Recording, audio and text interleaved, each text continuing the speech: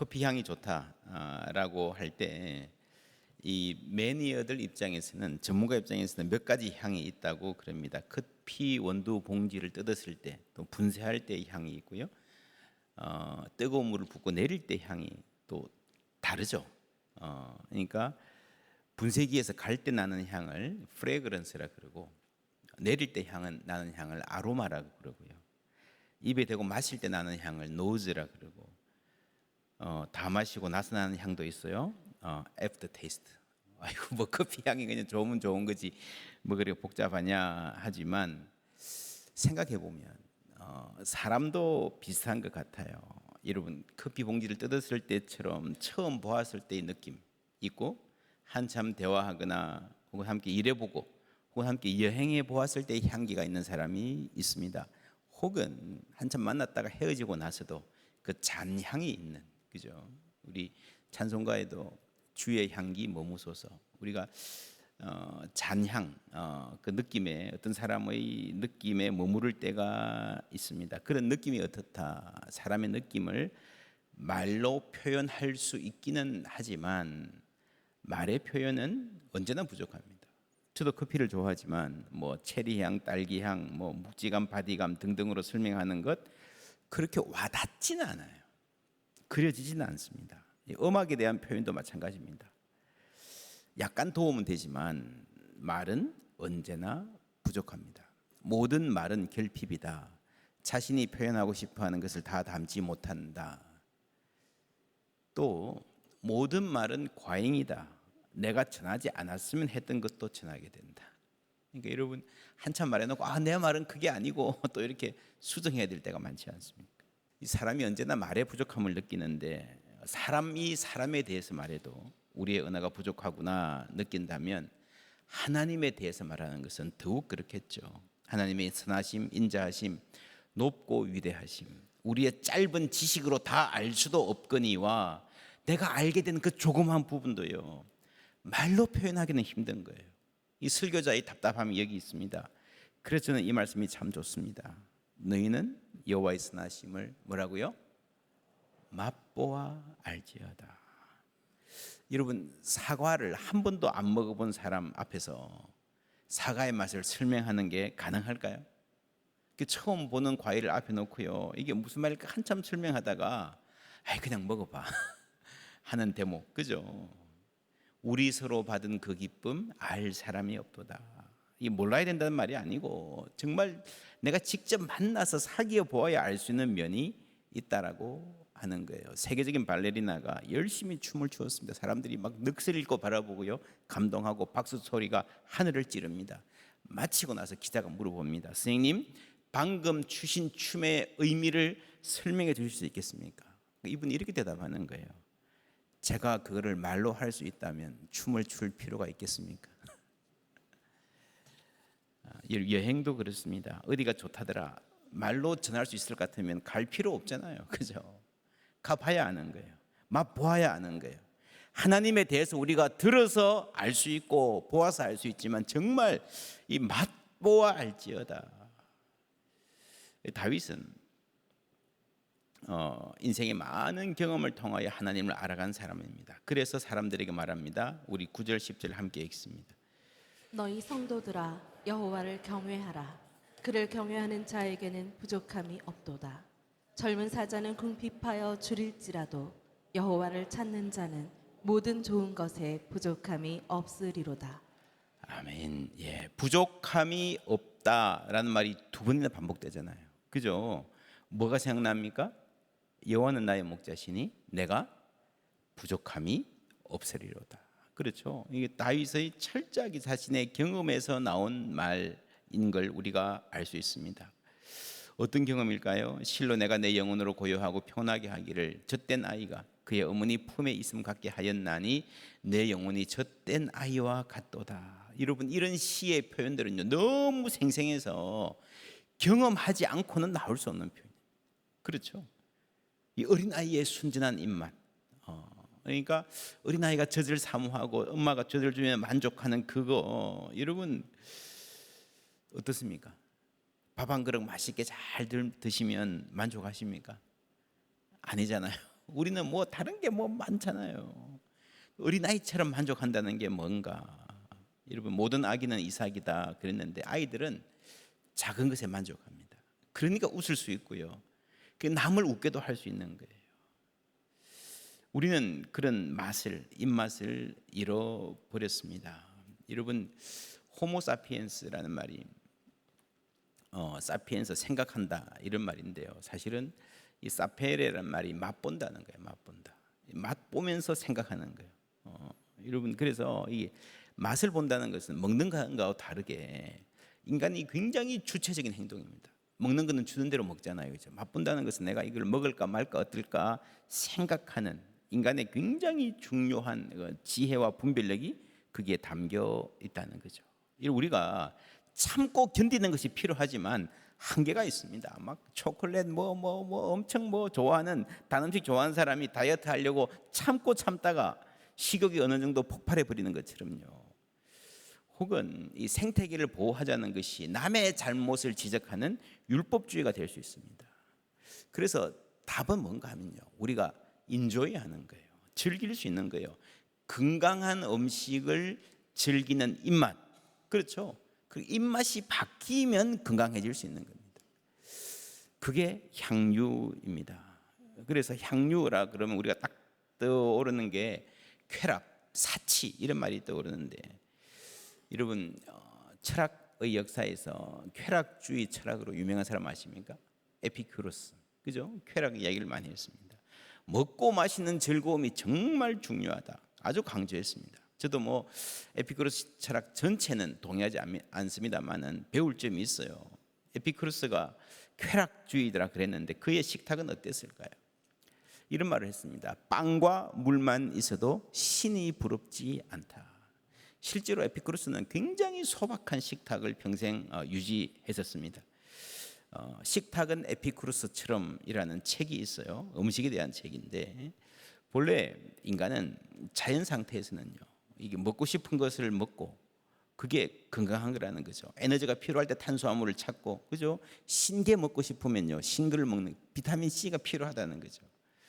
그래서 본래 원칙은 입맛에 가장 끌리는 먹거리가 건강에 좋은 건데, 문제는 인간의 입맛이 많이 교란되어 있다는 겁니다. 여러분, 이 책에 이런 말이 나옵니다. 자연에는 단짠이 없다. 자연에는 이 자연의 맛이 아니라는 게 다 만들어내는 맛이라는 거예요. 여러분, 소고기도요, 우리가 어릴 때 먹던 소고기와 지금 소고기는 달라요. 그때는 소가 풀을 먹고 자랐어요. 지금은 뭡니까? 옥수수 같은 사료를 먹고 빨리 자라잖아요. 그래서 사람으로 치면 밥 대신 맨날 과자나 사탕만 먹여서 자란 사람, 그게 그 온갖 질병에 소들이 시달리잖아요. 돼지는 더합니다. 가두어서 키우고요. 지금 한국도 웬만한 여러분 시골에 공기 좋다는 데 가보면 축사 냄새 막 골치가 아프잖아요. 본래 여러분 소나 돼지가 누는 똥은요, 그냥 자연스럽게 자연으로 돌아가서 퇴비가 되고 거름이 되고 자연에 도움이 되는 거예요. 본래는 그렇지 않습니까? 옛날에는 그랬잖아요. 지금은 어떻게 됐습니까? 아주 우리가 싸게 고기를 많이 먹기 위해서 얼마나 이 지구를 혹사하는지 모릅니다. 여러분, 식물도요, 양상추 400g이 44kcal입니다. 근데 이걸 재배하고 냉장하고 차로 도시로 옮겨가서 하기까지 4,600kcal의 탄소를 태워야 됩니다. 굉장히 비효율적인 걸로 살고 있는 거죠. 이화여대 최재천 교수, 아주 유명한 분인데 이런 말을 했습니다. 우리는 엄청난 도구로 과일이나 채소들의 몸매를 예쁘게 가꿔주고 있다. 벌레 먹은 과일이 더 아름답다는 것을 알아야 된다. 소비자들이 가게에 가서 벌레 먹은 과일은 없나요? 라고 말하기 시작하면 상인들은 알아서 농민들에게 살충제를 뿌리지 말라고 요구할 것이다. 과일과 채소의 한쪽 구석에서 먼저 얌전하게 시식해준 벌레들에게 도리어 고마워할 일이다. 벌레도 먹고 살아야지. 그죠? 벌레가 없으면 인간도 먹기 힘든 거라는 거죠.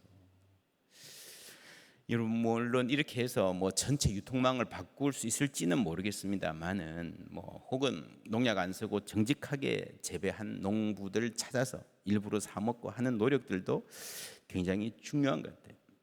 이 책에서 이런 해법을 제시합니다. 첫째, 달고 짜고 기름진 음식 말고 진짜 나에게 좋은 먹거리를 맛있다고 느끼는 뭐예요? 입맛. 이게 아주 중요합니다. 입맛이 바뀌지 않으면요, 노력만으로 안 된다는 거죠.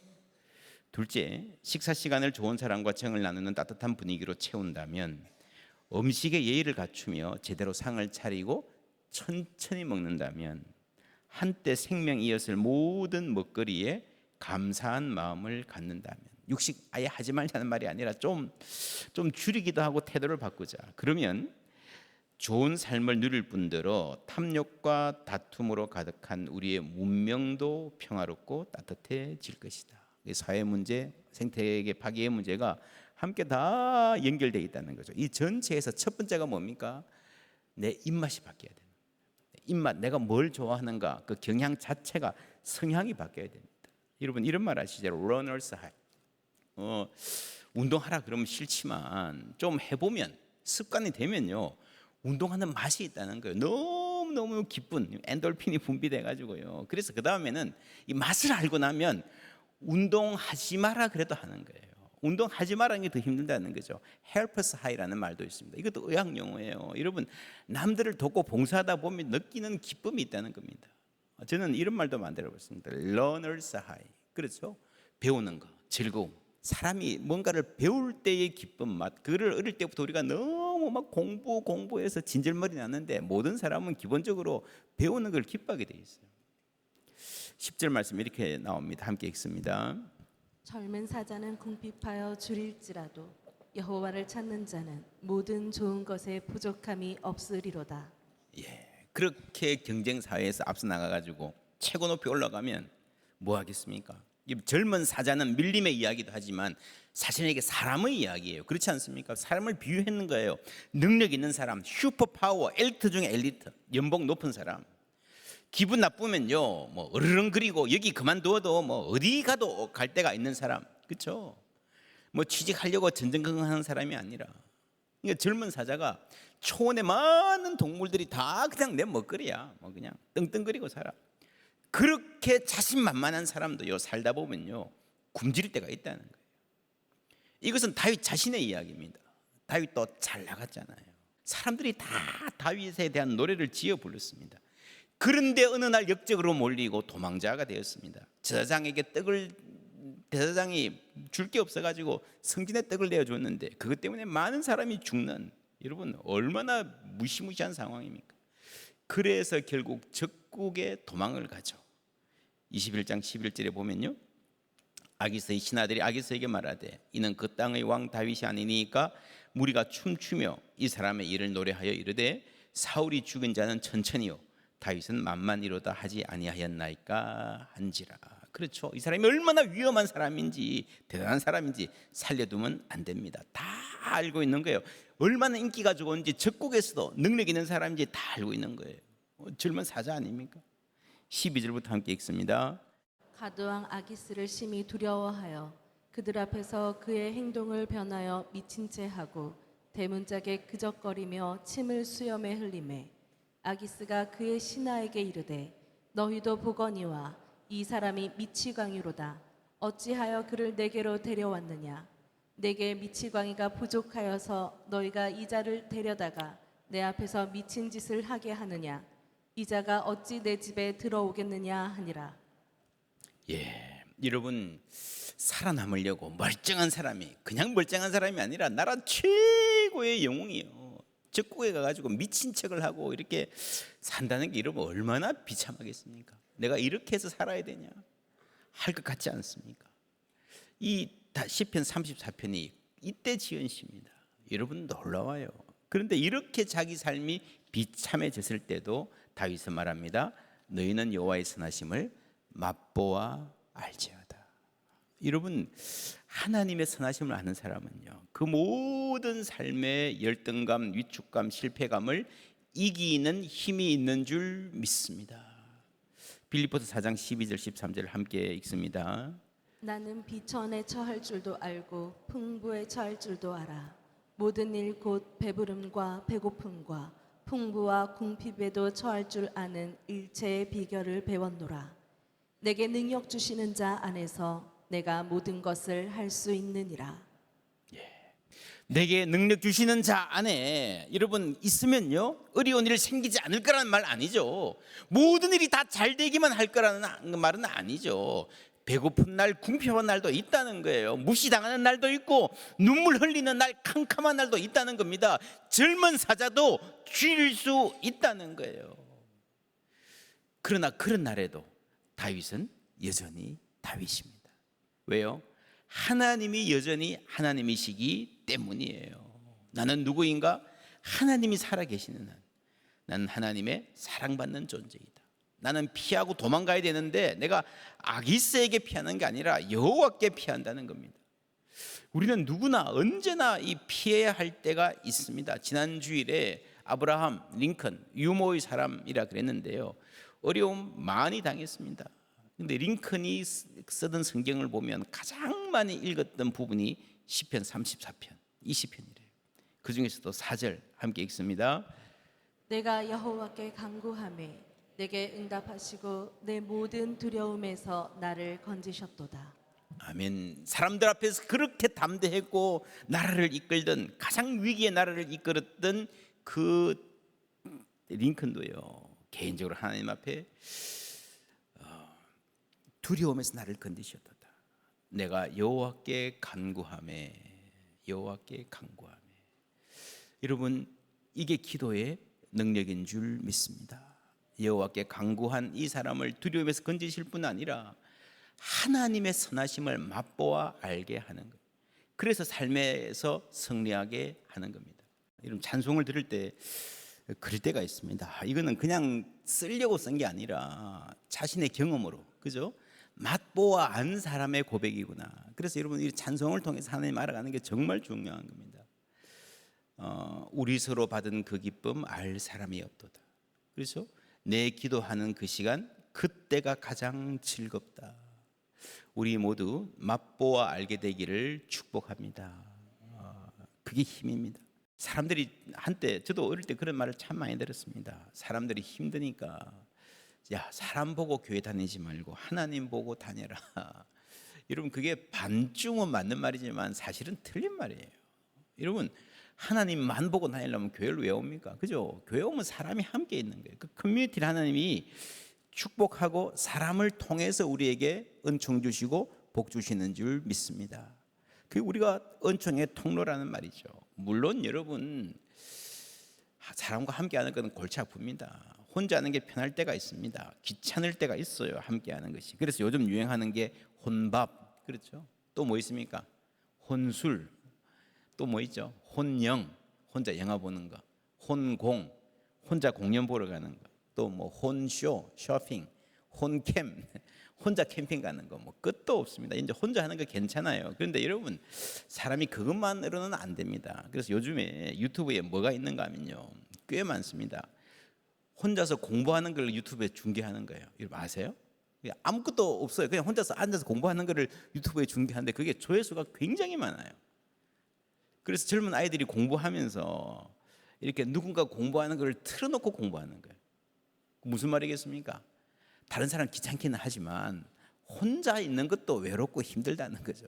그래서 유튜브를 통해서라도 뭔가 함께 하고 있는, 그렇죠? 그래서 한쪽으로는 혼밥하면서 먹방들 엄청 많이 보잖아요. 남들 밥 먹는다고 왜 봅니까, 여러분? 요즘에 지중해 식단이 건강하다는 말 많이 하는데 사실은 이게 영양학적으로는요, 과장된 면이 많습니다. 물론 그릭 요거트나 올리브 기름이 좋긴 한데 지중해에 많은 나라가 있는데 대표적인 게 그리스잖아요, 그죠? 이 그리스 가보셨습니까? 저는 시카고 살 때에 우리 타운에 큰 그리스 타운, 그리스 사람 많이 살았습니다. 식당에 가끔씩 갔는데요, 그리스 식당 가면 굉장히 칼로리 높은 음식이 많습니다. 이런 영화 있어요. My Big Fat Greek Wedding. 그죠? 진짜 이 그리스라고 하는 게 어떤 느낌인지 Big Fat이에요, Big Fat.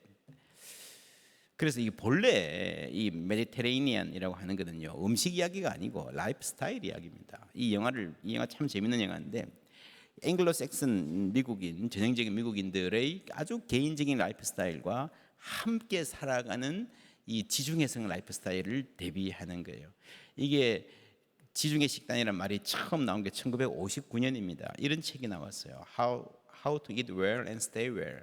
해서 and the Mediterranean way. 그러니까 이게 본래는 지중 해식 라이프 스타일을 말하는 겁니다. 음식이 아니라. 음식도 물론 포함되죠. 뭡니까? 이게 함께 사는 삶이라는 거죠. 에피큐루스도 그리스 사람이에요. 그게 쾌락주의자. 그게 진정한 쾌락은 식탁의 메뉴가 아니라 우정과 사색입니다. 혼자서 사색하는 것 벌려서 즐거운 대화가 있는 라이프 스타일을 말하는 겁니다. 여러분, 그래서 우리가 정말 하나님을 알면요, 진리를 알면요, 삶이 기뻐지게 되어 있습니다. 하나님의 선하심, 그 맛. 두 번째 뭡니까? 공동체의 아름다움을 아는 사람은 the joy of life, 삶의 기쁨. 여러분, 이게 진정한 워라벨입니다. 워라벨은 일은 지옥 같고 여가 시간은 행복하다, 그게 아니고 일도 즐길 줄 알아야 진짜 행복한 삶이 되는 겁니다. 여러분, 예수 안에 사는 것이 즐겁고 복되고 행복하다, 그래야 진짜 예수 잘 믿은 거예요. 미각 회복부터 시작해야 됩니다. 여러분, 이런 은총 주시기를 축복합니다. 모든 악인은 이삭이다. 그래놓고 제가 찾아보니까 이런 말이 있더라고요. 피카소가 그런 말을 했습니다. 모든 어린이는 예술가다. 문제는 자라고 나서도 계속 예술가로 남아있을 수 있는가. 이게 모든 아이들은요, 창조적인 예술가인데 자기가 보기는 그 어릴 때의 예술성을 계속 유지하는 사람은 지극히 소수라는 거죠. 그래서 세계적인 예술가가 여러분 갑자기 만들어지는 게 아니라 어떤 면에서는 어릴 때부터 갖고 있는 그 자유로운 상상력과 삶의 기쁨, 그죠? 웃는 사람, 웃음을 주는 사람, 그것을 그냥 유지만 해도 그게 세계적인 예술가가 될 수 있다, 이 말 아니겠습니까? 여러분, 정말 놀라운 말입니다. 이게 우리가 신앙교육에서 놓친 부분입니다. 이 신앙교육을 하는 사람들이 자기가 맛을 모르니까 교육이 다 뭔가 하면은 해라 하지 마라, 그죠? Do this, don't do that. 예배 잘 드려라, 일찍 와라, 예배 할 때는 단정히 해라, 뭐 해라, 이거는 하지 마라, 술 먹지 마라, 담배 피지 마라. 이런 뭐 술 담배 안 하는 거 좋은데 그게 신앙교육의 핵심이 아니잖아요. 그렇죠? 교육하는 사람이 맛을 모르면요, 여러분, 그래서 이 맛을 모르는 사람이 이끌고 가면 안 되는 겁니다. 여러분, 아이들이 교회 와가지고 이렇게 다니는 것만 해도 여러분 얼마나 좋습니까? 그렇죠? 얼마나 기쁩니까? 하나님께 물어보세요. 하나님 어떠신지. 그런데 뭐 이게 잘못됐고 저렇게 해야 되고, 여러분, 그게 뭔가 하면요, 죽은 종교의 특징입니다. 죽은 종교는 너무 형식에 얽매여 있는 거예요. 왜 형식에 얽매여요? 기쁨이 없는 거예요. 즐길 줄을 모르는, 하나님을 즐길 줄 알아야 되는데 내가 내 삶을 즐길 줄 알아야 다른 사람에 대해서도 여러분 너그러워집니다. 고약한 시어머니가 왜 나옵니까? 왜 고약해요? 내가 답답하거든요. 내가 불안하고 내가 불행하니까 고약하게 되는 거예요. 깐깐하게 되는 거예요. 내가 내 삶을 즐길 수 있으면 웬만하면 그래 괜찮다, 좀 어설프도 그래 잘했다, 그러면서 하나님이 그 가정에 평화와 기쁨 주실 줄 믿습니다. 그래서 하나님의 은혜가 필요한 거예요. 삶의 기쁨이, the joy of life가 회복되어야 되는 거예요. 내가 내 삶을 즐길 줄 알아야 되는 겁니다. 수기안인이라는 말 기억하십니까? 나를 갈고 닦아서 다른 사람을 편안하게 한다. 이 갈고 닦는 게 나를 통제하고 나를 복종시키는 것도 있지만 결국에는 그래서요, 내가 인조해 할 줄 알아야 됩니다. 내 삶이 재밌어야 되는 겁니다. 우리 교회도요, 제가 우리 교회 감사한 건데 성도님들 예배 마치고 나갈 때 표정이 정말 좋아요. 다들 하나님 주신 은혜인 줄 믿습니다. 예, 여러분 교육부서 내려가 보세요. 또 한 2시쯤 되면요, 30, 40대들이 꽉 채우고 있습니다. 정말 여러분 기쁨이 넘치는 때입니다. 한 4시쯤 되면 우리 청년들이 또 교회 왔다 갔다 하거든요. 그걸 봐야 아, 우리 교회가 이런 교회구나 하는 걸 여러분 알게 됩니다. 11절 말씀 다 같이 읽습니다. 너희 자녀들아 와서 내 말을 들으라. 내가 여호와를 경외하는 법을 너희에게 가르치리로다. 아멘. 가르치리로다. 어떻게 가르칩니까? 내 말을 들으라. 이 사람이 누굽니까? 너희는 여호와의 선하심을 맛보아 알지어다. 그 맛을 아는 사람이에요. 이렇게 부모가 맛을 알면요, 스님들이 맛을 알면요, 기성세대들이 맛을 알면요, 거기서부터 은혜의 흐름이 생기고 생수의 강처럼 흘러나가게 되어 있습니다. 하나님 만나는 기쁨, 예배하는 기쁨, 그죠? 하나님 안에 사는 즐거움. 그래서 신앙생활만이 아니라 하나님 안에 있으니까 the joy of life, 삶 전체가 기쁘고 행복하고 즐겁고 자주 웃는 거예요. 할렐루야. 그런 은혜 주시기를 바랍니다.